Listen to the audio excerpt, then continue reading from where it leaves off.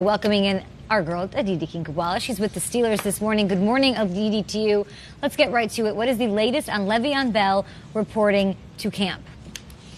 Well, Gay, you said it. I'm with the Steelers. He's not with the Steelers. The Steelers actually have a team meeting right now, 9 a.m., and I was just told by a teammate that there is still no sign of him here.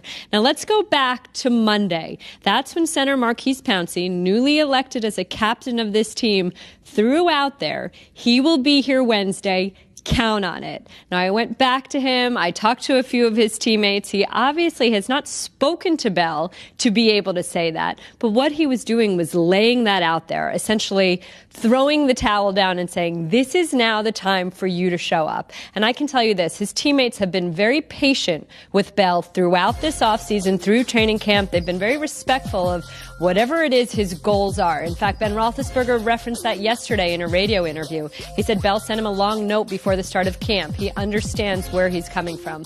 But at this point, right now, just a few days from the start of the season, you can sense that the Steelers are getting a little irritated. And left guard Ramon Foster, the heartbeat of this offense, yesterday went on the radio and said, look, this team right now is all about trying to win a Super Bowl. If you're all in on that, great, I'm okay with you.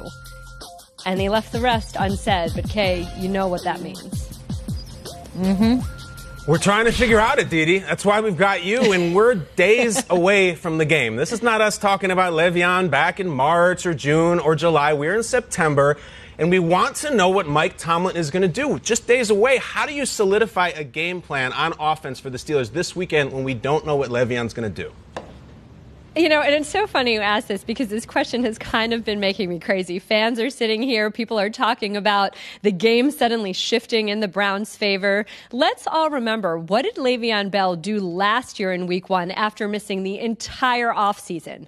Essentially nothing. He had 32 rushing yards. He was not a game-breaking, game-altering piece of what the Steelers did. Now, the Steelers know LeVeon Bell has been gone this entire offseason. It's not as if they've been banking on him for Week 1 anyway. Whenever it is that he shows up, they're not sitting here thinking that this is the guy that's going to drive the entire offense. It takes a while for him to get into football shape. Right now, no one even knows what kind of physical shape he's in. A year ago, he was constantly posting workout videos. This year, we've barely seen any, and several teammates have questioned that as well. So then who do we turn to? We turn to James Conner. If you recall, a year ago, James Conner was hurt. He was hurt in the spring. He was hurt in training camp. He wasn't fully someone that the Steelers could rely on. This year, the Steelers feel completely differently about Conner. He's come in a little bit leaner. He's running a lot harder. Ramon Foster said that he's actually punishing people now. And yesterday at his weekly press conference, Mike Tomlin was said, do you feel better about your running back room outside of LeVeon Bell? Tomlin simply said, yes. And when he was asked why, he said, James. So, Kyle, no matter what, James Conner is your guy on Sunday.